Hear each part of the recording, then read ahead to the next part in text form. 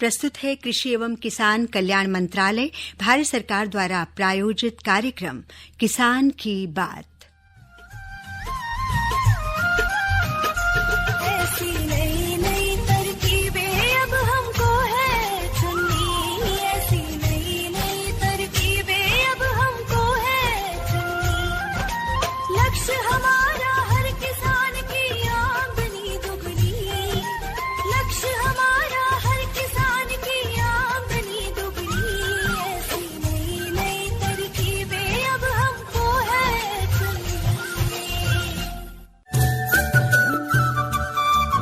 इस कार्यक्रम के प्रायोजक है कृषि एवं किसान कल्याण मंत्रालय, भारत सरकार।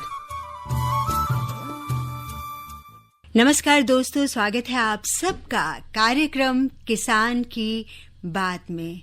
बात से बात बनती है और अगर हम कहें कि हम मिलकर एक ऐसा सावन ले आएं जो बरसे हर खेत खलिहान, कम ज्यादा से ना हो परेशान, मिटाए दुख दरिद्रता की धूल, खिलाए सुख समृद्धि के फूल, चलो एक ऐसा सावन ले आए। क्या बात है, क्या बात है। तो मैं इससे आगे नहीं सुनाने वाली हूँ, क्योंकि इससे आगे हम इस पर चर्चा ही करेंगे कि वो सावन कैसे आ सकता है। जी, आज हम खबरों में पढ़ रहे हैं इधर उधर, कहीं अतिवृष्टि है, कहीं अनावृष्टि है, कहीं तो बाढ़ सुर्खियां बटोर रही है और कहीं सूखे की समस्या है। जहां खेत में पानी चाहिए, धान की रोपाई है, पानी नहीं हो रहा है, और कहीं पानी इतना ज्यादा भर गया कि समस्या बन गया। बिल्कुल। इन सारी चीजों को देखते हुए जो हालात बदल रहे हैं, जलवायु परिवर्तन है, इसमें सबसे ज्यादा है क्या जरूरी, ये जो हमारी आस और विश्वास है ये बनी रहे। ये जो बारिश है ये हमेशा रहे, जब जरूरत हो, जितनी जरूरत हो, जहां जरूरत हो हमें मिले। तो हमें एक ऐसा सावन लाने की कवायद करनी होगी, कोशिश करनी होगी हम सबको मिलकर कि हम वर्षा की हर बूंद को बचाएं। बिल्कुल नीलम, आपने सही कहा। आपका जो इशारा है हमारे सभी श्रोताओं तक जो बात जा रही है, मन में कहीं ना कहीं ये वेदना भी होगी कि हम आज अखबार के माध्यम से, टेलीविजन के माध्यम से, आकाशवाणी के माध्यम से जान रहे हैं कि प्राकृतिक आपदाएं हैं, लोग परेशान हैं, लेकिन क्या कभी हमने अपनी जिम्मेदारी समझी? हम बार बार आकाशवाणी के माध्यम से अपने कार्यक्रम में भी वैज्ञानिकों को बुलाते हैं, विशेषज्ञ आते हैं और कोशिश होती है कि हम जलवायु परिवर्तन को समझने की कोशिश करें। जी हाँ, बिल्कुल, ये सरकार का दायित्व है, लेकिन सरकार के दायित्व भी तभी कामयाब होते हैं, तभी सफल होते हैं अगर हमारी भागीदारी होती है। बिल्कुल। और हमारी भागीदारी के बिना कुछ भी संभव नहीं है। इसलिए हम सब जो जल सैनिक बन सकते हैं, जल सिपाही बन सकते हैं और जल की बूंद बूंद को बचा सकते हैं। और आज का हमारा विषय भी यही है। जी, वर्षा जल का समुचित संरक्षण एवं उपयोग, क्योंकि जरूरी नहीं कि आने वाले समय में हम फिर से जल की इसी उपलब्धता के साथ आगे बढ़े। जी, और हमारे साथ विशेषज्ञ हैं डॉक्टर मनोज खन्ना, प्रधान वैज्ञानिक हैं आप, जल प्रौद्योगिकी केंद्र, भारतीय कृषि अनुसंधान संस्थान पूसा, नई दिल्ली से। डॉक्टर साहब, कार्यक्रम में आपका स्वागत है। बहुत बहुत धन्यवाद जी। और मैं बताना चाहूंगी, श्रोताओं का भी स्वागत करते हुए ये बताना चाहूंगी, अपनी भागीदारी सुनिश्चित कीजिए, आइए, फोन मिलाइए और जानिए कि वर्षा जल का संरक्षण कैसे कर सकते हैं। एक मिशन है ना, catch the rain where it falls when it falls. आइए हम सब इसका हिस्सा बनते हैं। 2342608 हमारी फोन लाइन है। दिल्ली के बाहर से जो हमें करे, दिल्ली का एसटीडी कोड मिलाएं 011, फिर मिला लें 234210608। तो डॉक्टर साहब, हम आपसे जानना चाहेंगे कि वर्षा जल का संरक्षण क्यों जरूरी है और कैसे हम कर सकते हैं, और सरकार की इसके पीछे क्या मंशा है और क्या प्रयास है। आपने बड़ा उचित विषय चुना है हमारे किसान भाइयों के लिए। आज मानसून का समय चल रहा है, पूरे भारत में इस समय मानसून सक्रिय है। बहुत जगहों पे ज़्यादा बारिश हो रही है या कुछ जगहों पे कम हो रही है, लेकिन सब जगह बारिश हो रही है। लेकिन हमारा इस समय ये दायित्व है, किसी भी तरह से जितनी वर्षा हो रही है उसका किसी तरह संरक्षण करें, संचयन करें और उसका उपयोग, जिससे समुचित और उचित उपयोग करें, जिससे कि बारिश का जल की एक एक बूंद हमारे खेती के कार्य में इस्तेमाल हो सके। उसके लिए मुख्य रूप से अभी किसान भाइयों को अपने खेत की तैयारी, या कुछ बुआई कर रहे होंगे या धान की रुपाई चल रही है, अपने खेतों को समतलीकरण करा लें, अपनी खेतों की मेड़ों को सुदृढ़ कर लें और पक्का कर लें, जिससे कि हमारा जो लक्ष्य है कि जितना भी पानी गिर रहा है वही पानी, हर खेत का पानी खेत में रहे, आपके गांव का पानी गांव में रहे। जिन भी गांव में तालाब हैं उनको पुनर्जीवित करें। जहां पे नालियां, कच्ची नालियों से उनकी तक पानी पहुंचता है, उनकी सफाई करें। उनमें कूड़ा करकट या मिट्टी जम गई है उसे निकाल कर बाहर करें, जिससे भी जितना भी वर्षा का जल आ रहा है वो सारा बहकर आपके तालाबों को भरे या खेतों को भरे और उस खेत में अधिक से अधिक वो इस्तेमाल हो सके। जी डॉक्टर साहब, बिल्कुल सही बात है। और जैसे कि हम बात ही कर रहे हैं, जो सरकार द्वारा योजनाएं चल रही हैं उसमें जो हमारे परंपरागत स्रोत थे, है ना, कहते हैं तालाब आज भी खरे हैं। कितनी सारी पानी की ज़रूरतें आज भी हमारे प्राचीन तालाबों से पूरी हो रही हैं। जो हमारी परंपरा है, जो सदियों से चली आ रही है, जो आज भी उपयोगी है, उसको आगे बढ़ाने के लिए क्या प्रयास किए जा रहे हैं? इसमें न केवल सबकी भागीदारी, जैसे आपने बताया था, सबकी भागीदारी जरूरी है। किसान की भागीदारी, सरकार की भागीदारी। बहुत सारे तालाब हमारे देश में सरकार द्वारा बनाए गए या किसानों द्वारा बनाए गए, अपने खेत में बनाए गए या सामुदायिक रूप से गांव में बनाए गए। कई बार हम देखते हैं वो तालाब भर जाते हैं और उसमें मिट्टी भर जाती है।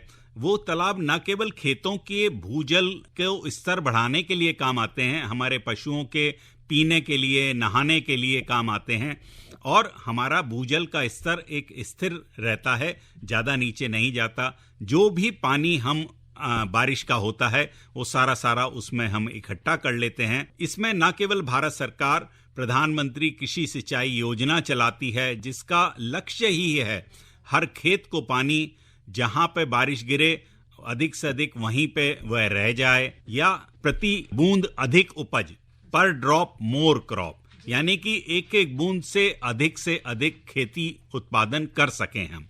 नमस्कार जी, मैं बब्बन यादव कुंडा प्रतापगढ़ से बोल रहा हूँ। सर, मैं ये जानना चाहता हूँ, जैसे पानी रोकने की आप लोग बात कर रहे हैं, क्या सर ये सरकार के लिए कोई जैसे मेड़बंदी और हरियाली विभाग से सहायता से हम करवा सकते हैं पानी रोकथाम के लिए? जैसे बड़े बड़े मेड़ बांध दे, खेतों में पानी रुक जाए वहीं पे। आपका सवाल बड़ा उचित है। हाँ जरूर, प्रधानमंत्री कृषि सिंचाई योजना के अंतर्गत आपको, इस योजना के अंतर्गत तालाब बनाने के लिए अगर आप अपने खेत में बनाना चाहते हैं या सामुदायिक रूप से आप अपने गांव में बनाना चाहते हैं मिलकर, तो दोनों के लिए आर्थिक सहायता और अनुदान राशि मिलती है। मेरा आपसे अनुरोध है, अगर आपका ऐसी कोई योजना है और ऐसा कुछ करवाना है तो आप तुरंत अपने जिला कृषि अधिकारी या जिला बागवानी अधिकारी से संपर्क करें और जो भी योजना आपके क्षेत्र में चल रही है उसका अधिक से अधिक लाभ लें। जो ये योजना यही इसी को बढ़ावा देने के लिए कि हर खेत को पानी, जितना पानी गिरे एक एक बूंद उसकी खेत में इस्तेमाल हो सके, खेत में रोक सकें। खेत में आपने कहा मेड़बंदी जरूर करें। मेड़बंदी, जितना भी पानी बारिश का गिर रहा है खेत में, वो मेड़बंदी से आपके ही खेत में रहेगा, कहीं दूसरे खेत में नहीं जाएगा। इसलिए, और उस पानी को जब आपने तालाब में इकट्ठा कर लिया तो उसे आप समझ लें कि ये बैंक में रखा हुआ एक पैसा है। वो न केवल आपके भूजल के स्तर को बढ़ाएगा बल्कि उस पानी को ऐसे इस्तेमाल करें कि जैसे आप अपने घर का पैसा इस्तेमाल करते हैं, यानी कि उसको बड़े उचित आधुनिक तरीकों से उस पानी को खेती में उपयोग में लाएं। जैसे हर खेत को पानी ले जाने के लिए अंडरग्राउंड पाइपलाइन, भूमिगत पाइपलाइन की व्यवस्था करें, या आधुनिक सिंचाई विधियां इस्तेमाल करें, जैसे फव्वारा सिंचाई, टपक सिंचाई, मिनी स्प्रिंकलर, रेन गन। और इन सब योजनाओं के लिए प्रधानमंत्री कृषि सिंचाई योजना के अंतर्गत आपको न केवल आर्थिक सहायता मिलती है और अनुदान राशि भी मिलती है। तो किसान भाई, इस बात को गांठ बांध लें कि जो भी वर्षा का जल मेरे खेत में गिरेगा, मैं एक एक बूंद का संरक्षण करूंगा, संचयन करूंगा और उसका उचित उपयोग अपने खेती के लिए करूंगा। बिल्कुल सही बात है। और ये भी हम सब के लिए जानना बहुत जरूरी है कि पूरे विश्व की अगर 18% जनसंख्या तो हमारे पास है, मगर पानी क्या है 4%। पशु भी है लगभग 18% पूरे विश्व के, और पानी है वही 4%। और 85% पानी उसका खेती में चला जाए और 75% भूमि ऐसी हो जो हो ही सिर्फ मानसून पर आधारित। तो ऐसे में हम सब के लिए ये एक बड़ा विचारणीय प्रश्न है, सोच सोचने वाली बात है कि क्यों ना पानी की बूंद बूंद बचाएं और पानी का, जैसे कि डॉक्टर साहब आपने कहा, किफायती उपयोग करें, ताकि बचत भी अपने आप में अर्जित करना है चीजों को। इसलिए जहां जोड़ना जरूरी है वहां बचत करना भी जरूरी है। क्यों डॉक्टर साहब? छोटे छोटे आप तैयारी करें, आप छोटा सोचें, अपने खेत की सोचें, फिर अपने गांव के खेत की सोचें, फिर आपके जिले की सोचें।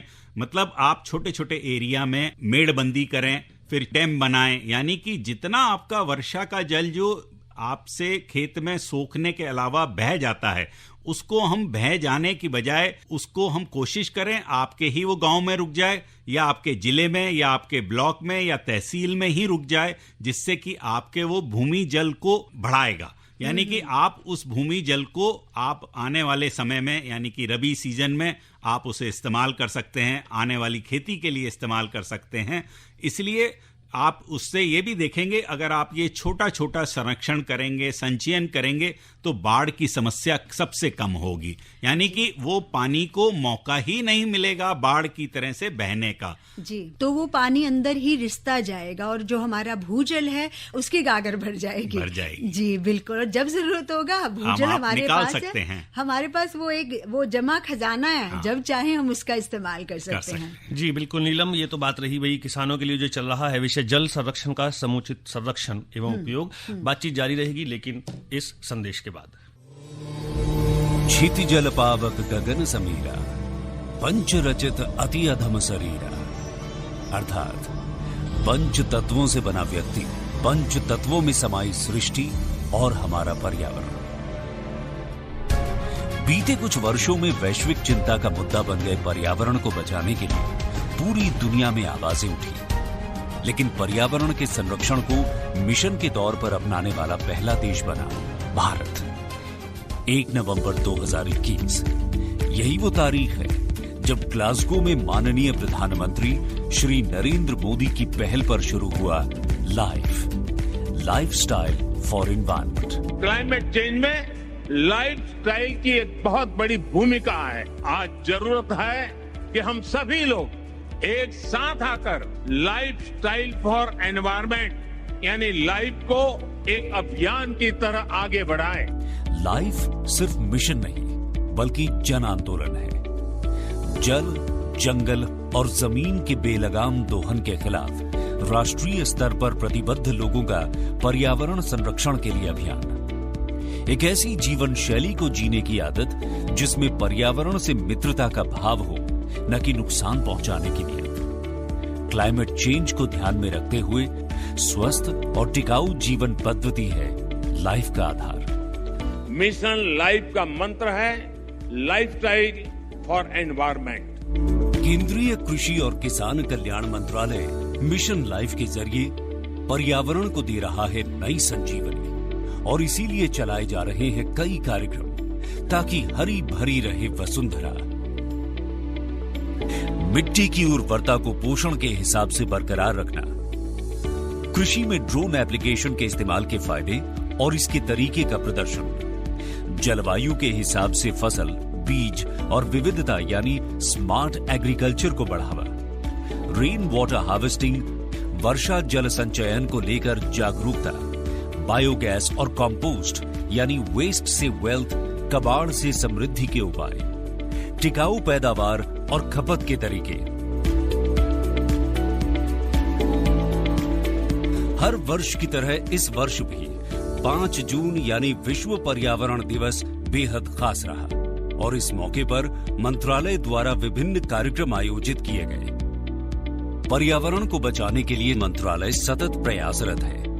अलग अलग योजनाएं इसी की हैं झलक, जैसे इंटीग्रेटेड पेस्ट मैनेजमेंट का असरदार अमल यानी खेती को नुकसान पहुंचाने वाले कीटों, जीवों और बीमारियों से फसलों की रक्षा, किसानों को परिस्थिति के अनुकूल टिकाऊ कीट प्रबंधन अपनाने के लिए प्रेरित करना ताकि रासायनिक उर्वरकों पर निर्भरता खत्म हो, एकीकृत न्यूट्रिएंट प्रबंधन यानी जिससे मिट्टी की उर्वरता बढ़े, साथ ही पैदावार में बढ़ोतरी हो, जैव उर्वरकों के इस्तेमाल से पैदावार की पोषकता बढ़ाने पर जोर ताकि पर्यावरण भी रासायनिक खादों से प्रभावित न हो और मिट्टी की उर्वरता भी बनी रहे, नेचुरल और ऑर्गेनिक खेती यानी प्राकृतिक और जैविक कृषि को बढ़ावा योजना का खास अंग है।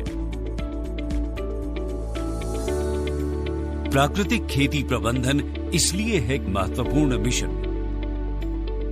पर ड्रॉप मोर क्रॉप, पानी की एक एक बूंद पैदावार बढ़ाने में काम आए, यही लक्ष्य है प्रधानमंत्री कृषि सिंचाई योजना का, जिसका फोकस माइक्रो इरिगेशन पर है। क्योंकि जल बचेगा तो हमारा कल बचेगा।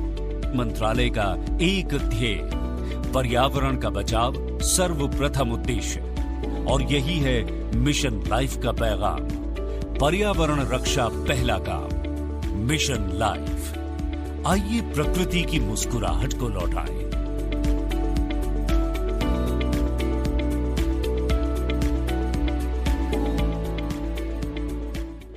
सही में अगर हम सोचते हैं कि सुखी रहे नौनिहाल हमारे, स्वच्छ हवा पानी को छोड़ें, आ कुदरत से नाता जोड़े, और वाकई ये मिशन लाइफ अपने आप में अत्यंत एक कहते हैं ना कि चमत्कारी मिशन है। अगर हम उसके साथ कुदरत के साथ तालमेल बिठाकर विकास की गाथा रचें, विकास के उस पे राह पर चलते रहें। और एक ऐसा ही इसी कड़ी में कृषि एवं किसान कल्याण मंत्रालय द्वारा जो हमारे उत्तर पूर्वी राज्य हैं उनके लिए जैविक मूल्य श्रृंखला विकास का एक मिशन आरंभ किया गया, जो अत्यंत सफलतापूर्वक कार्यान्वित हो रहा है। और पूरे जो उत्तर पूर्वी राज्य हैं वो जैविक फसलों की खेती में निरंतर आगे बढ़ रहे हैं। और डॉक्टर साहब, आपका एक बार फिर से स्टूडियो में स्वागत है, क्योंकि हमारा कार्यक्रम चल रहा था वर्षा जल का संरक्षण, और वाकई ये चीजें आपस में जुड़ी हुई हैं, है ना, एक के साथ। जैसे कि प्रधानमंत्री कृषि सिंचाई योजना के अंतर्गत हम सूक्ष्म सिंचाई की बात करते हैं,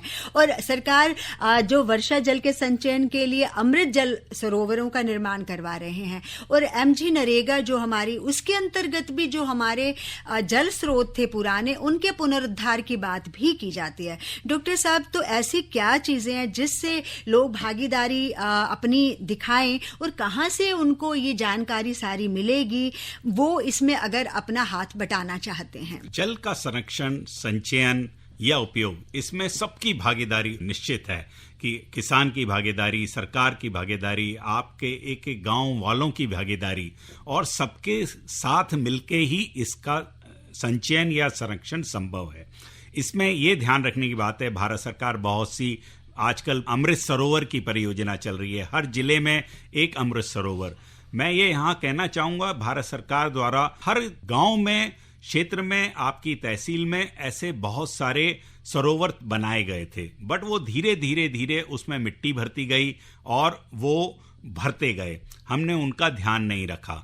अब उसकी ज़रूरत है कि उन्हें पुनर्जीवित किया जाए।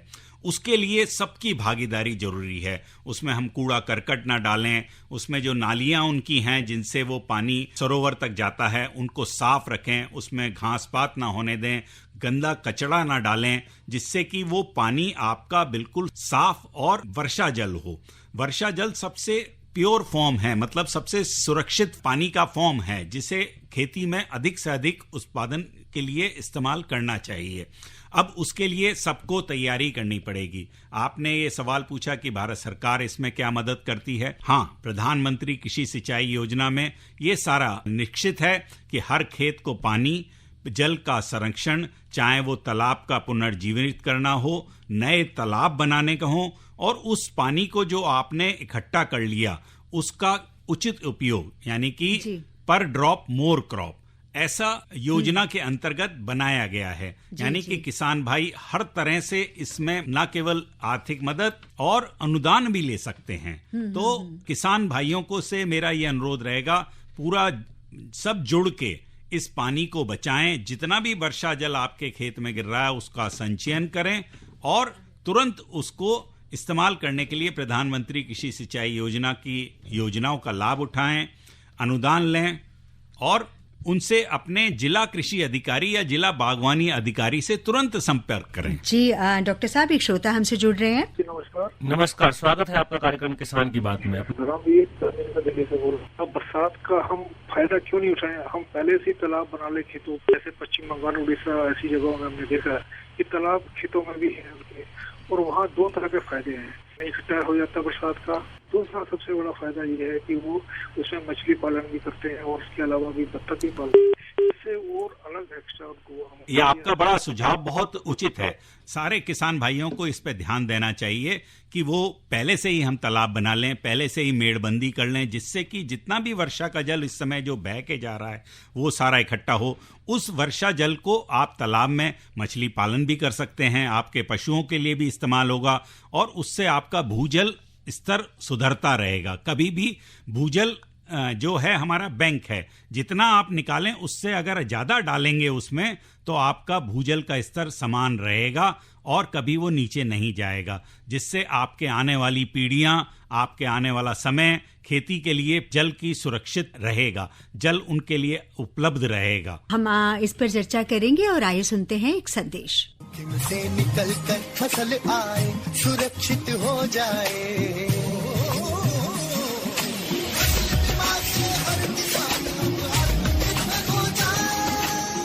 संकट के समय प्रधानमंत्री फसल बीमा योजना किसानों के लिए वरदान है।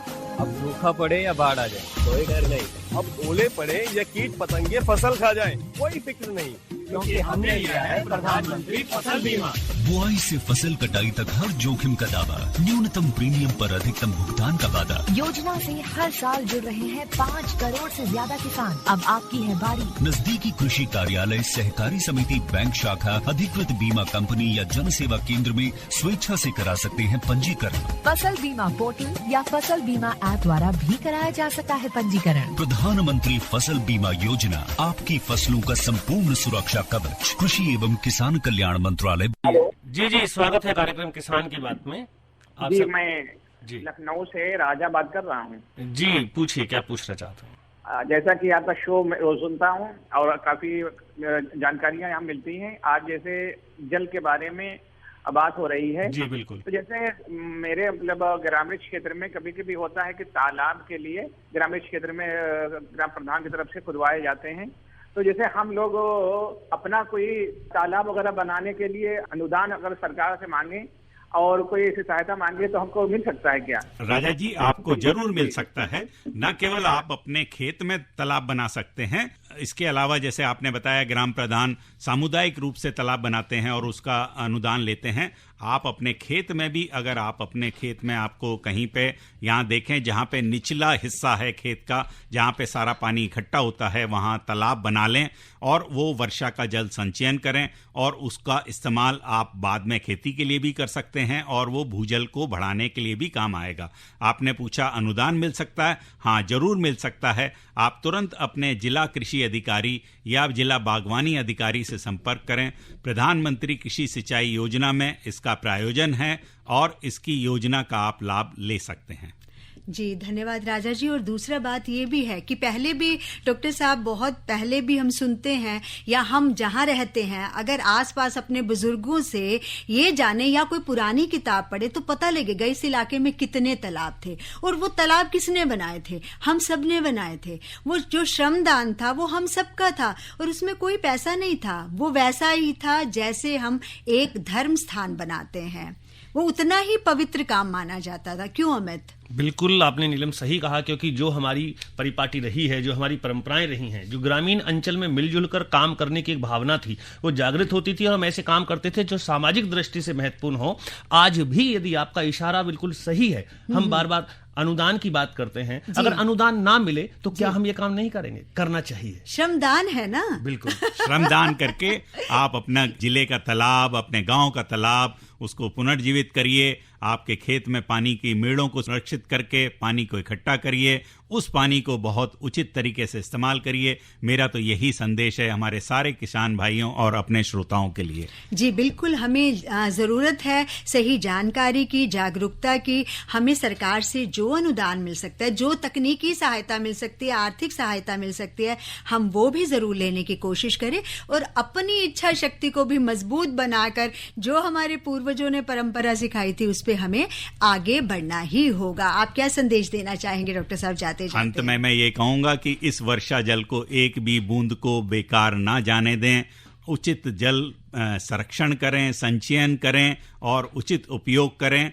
नई नई आधुनिक विधियों को इस्तेमाल करें, पर ड्रॉप मोर क्रॉप का जो हमारे प्रधानमंत्री का नारा है उसे बढ़ाएं आगे, जिससे कि न केवल आपके उत्पादन बढ़ेगा, उत्पादकता बढ़ेगी, आपकी फसल की गुणवत्ता बढ़ेगी, आपको बाजार में उससे अच्छा दाम मिलेगा, जिससे आपकी आय बढ़ेगी और हमारा सारा किसान परिवार खुशहाल होगा। बिल्कुल, हम सबकी यही कोशिश है। क्यों अमित? बिल्कुल नीलम, आपने सही कहा। यही हमारी कोशिश होती है, कार्यक्रम के द्वारा एक ऐसा संदेश हमारे श्रोताओं तक पहुंचे जिससे जीवित हो उठें, जीवांत हो उठें और खेत खलिहान खिलखिलाते रहें। दीजिएगा अनुमति, फिर मुलाकात होगी कार्यक्रम किसान की बात में। डॉक्टर साहब आपका बहुत बहुत धन्यवाद। धन्यवाद। और हमारे सभी श्रोताओं को भी लेते हैं अनुमति, फिर मुलाकात होगी कार्यक्रम किसान की बात सुनने वाले हमारे सभी श्रोताओं को नमस्कार। नमस्कार। इस कार्यक्रम के प्रायोजक थे कृषि एवं किसान कल्याण मंत्रालय, भारत सरकार।